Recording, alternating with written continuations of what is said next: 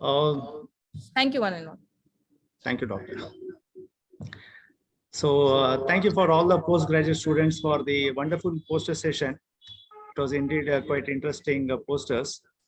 And before we proceed ahead for the paper session, there is one new segment which we have added for this evening.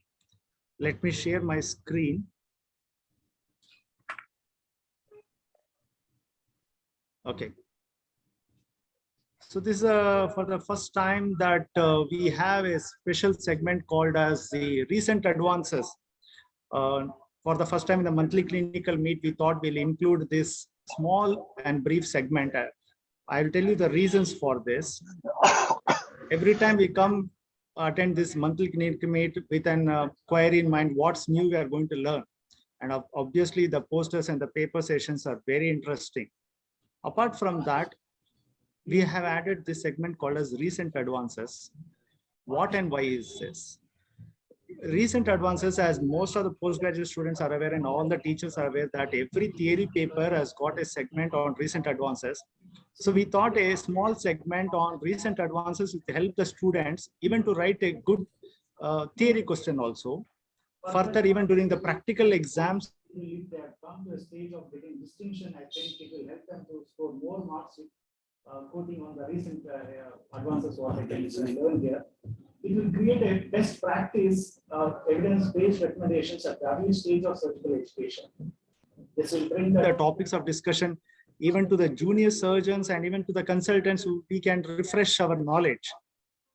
Then this will stimulate to students to read the high impact factor journals, as most of the discussion which I'm going to do now in the following slides are taken from the high impact factor journals, so that it will make the students learn to read these journals.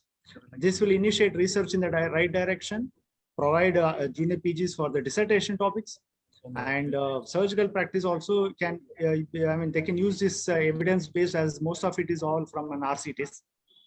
And the most important is this: the topics which I'm going to speak are relevant to the papers which are going to be presented now in the next session, the paper session.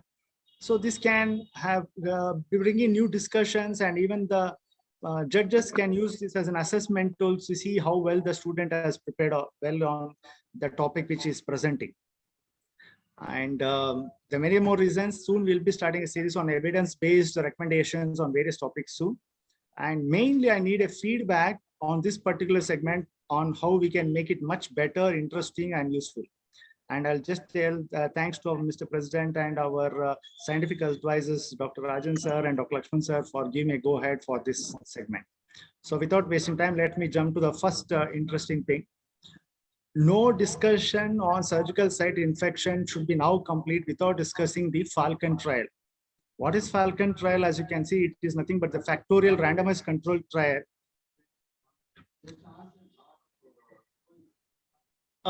Please, anybody who's put on their audios, please mute yourself. There is some echo coming here. Better?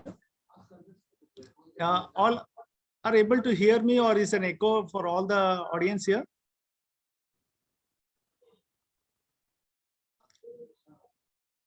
Dr. Khan, Rajan sir, there's no echo, sir? Okay, fine, sir. Prem. Sir. If more people are logged in from the same Wi-Fi, please ask them to log out. Okay, fine, sir. They can switch on their mobile data. Okay, sir. Same place, same Wi-Fi, it causes echo. Maybe that's causing echoing. Okay. Please continue. Good, very good. Right.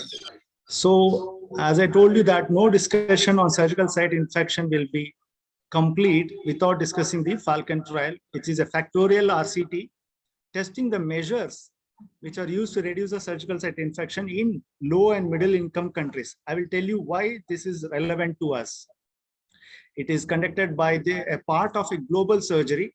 And here also I'll just give a hint that if postgraduates are not aware on what global surgery is, please Google it, global surgery, and read. It's a big thing in itself. Please read what global surgery is. So here, as I told you, it's a multi-centric, stratified and randomized control trial. This article I've taken it from the recent publication in the Lancet, that is 2021. The paper is free and people can download and please read this. And I will just briefly tell you what it is. So as I mentioned you, just one second. The surgical site, just one second.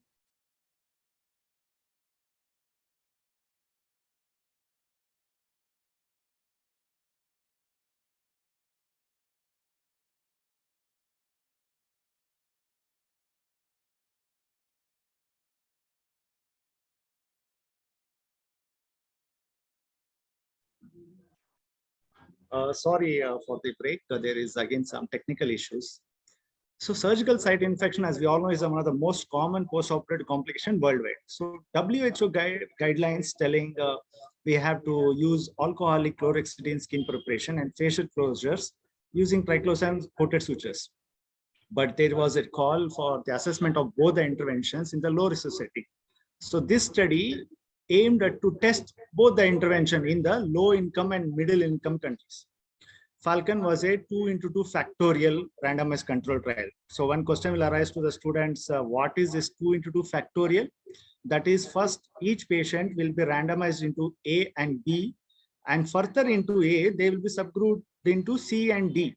So we'll assess another hypothesis in the subgroup. That is the meaning of 2x2 factorial. So this was stratified whether surgery was clean, contaminated, or dirty, including the patients undergoing abdominal surgery with a skin incision more than 5 centimeters. This trial was taken in 54 hospitals in 7 countries. As you can see, India is also mentioned. That is why I told it is very relevant to us. We can use this, whatever they've interpreted, we can use for our practice. And just one second.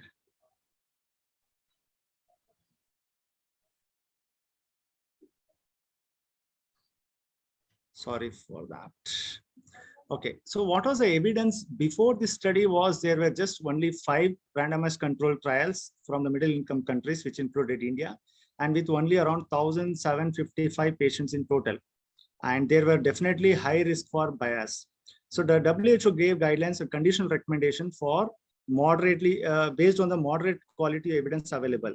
There were no trials which included high risk surgery like contaminated or dirty wound and or emergency procedures, and pediatric surgery, or low income or low middle income countries also.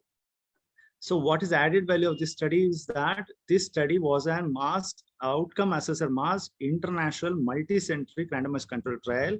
As you can see, the volume was very high. 5,788 patients were used in this study, and from 54 different hospitals, which I just mentioned you, giving us a broad and representative range of patients. And it is the only multi-country randomized trial taken exclusive in low-income and middle-income countries, where the burden of SSI is the highest, and there is low risk of bias, as they have included many variety of patients in this study. So even before I conclude and give a small interpretation of what they concluded, there are many objectives on many which they have studied outcomes. You can read the full paper. What is the major interpretation was that the trial did not show any benefit from 2% alcohol chlorhexidine skin preparation compared to povidone iodine, or triclosan coated sutures compared with non-coated sutures in preventing SSI in clean, contaminated or dirty surgical wounds. Both interventions are more expensive than alternatives, and these findings do not support recommendation for the routine use. So this is a very good thing for discussion, further research or whatever, but we have to definitely give attention to this FALCON trial. Let me jump to the next one, which is nothing but published this article in 2020, and it is association between H. pylori and the risk of colorectal cancer. This is also a systematic review and a meta-analysis. And the so the existing evidence on the relation of H. pylori and the risk of colorectal cancer is inconsistent. Okay, so they have conducted a systematic review and a meta-analysis to explore this relation and to determine whether the relationship varies according to the study characteristics. I'll tell you what exactly they mean about that. They have searched the PubMed, Embase database and all, And between the years, I will tell you, it is from the 2006 to 2019, they have done the meta-analysis of the data on HP infection, H. pylori infection and colorectal cancer.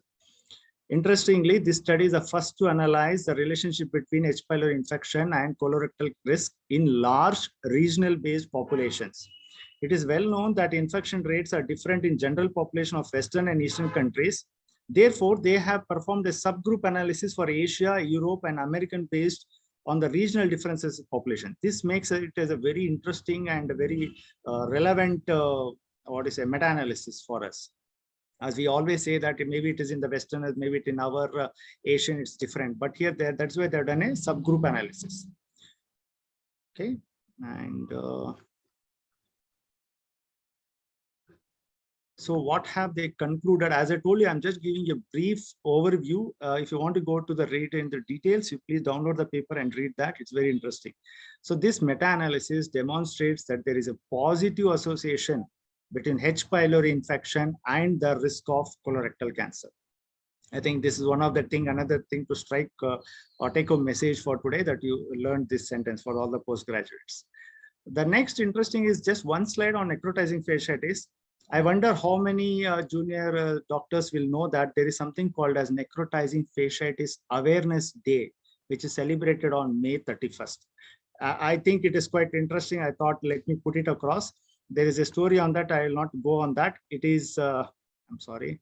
It is just done by a person called as Tim Hayden, who suffered with necrotizing fasciitis, and he brought up a foundation. And since 2016, they have been celebrating this Necrotizing Fasciitis Awareness Day.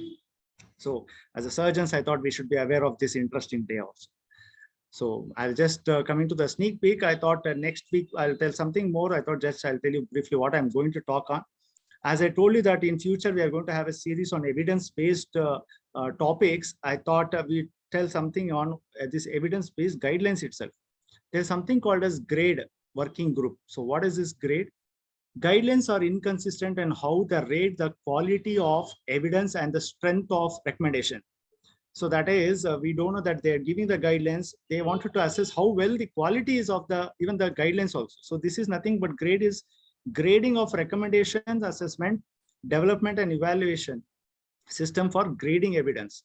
So nowadays, if you have to write an article or give a guidelines, or whatever evidence-based, we need to follow this grade method. There's a separate detailed thing on that, on how an evidence-based or guidelines has to be assessed and how they follow this grade. And every journal or is going to follow this grade technique. So we need to be aware on this. I will tell you detailed, if at all, or maybe another 2-3 slides in the following month, I thought. So I'll just end it with an interesting quote. I thought, science, my lad, is made up of mistakes, but they are the mistakes which it is useful to make, because they lead little by little to the truth. So I hope at least they had something interesting topic, at least 2-3 important points was conveyed to the postgraduates and junior surgeons, or whatever, even to refresh my colleagues. And I please convey me the feedback on how to improvise this, or how beneficial can it be made to. So with this, I will hand over the stage again back to the BJS Global and MVJ to carry on the paper session. Or if at all there is any comments, please do share on the chat. There's no discussion on this segment because it's going to eat away time. I just limited myself to around 10 to 15 minutes, I think. So thank you all. So let's proceed with the paper session. Thank you, Dr. Prem. I think yours was very nice. Sudarshan, sir, it is your voice is not coming, sir. I think it's muted, sir. No, I'm unmuted. Can you hear me now? Can you hear me now? Yes, sir. Yes, sir. We can hear you, sir. Okay, thank you, Dr. Prem Kumar. Indeed, very nice, innovative stuff that you did. Look forward for more of these things the next month. Thank you, sir. So we'll go on with the paper presentations. So from MVJ, you will have 3, one on liver abscess, and the other one, Helicobacter pylori, which you just mentioned. And yes, the third one is again fasciitis, necrotizing fasciitis. Very interesting, though, coincidence.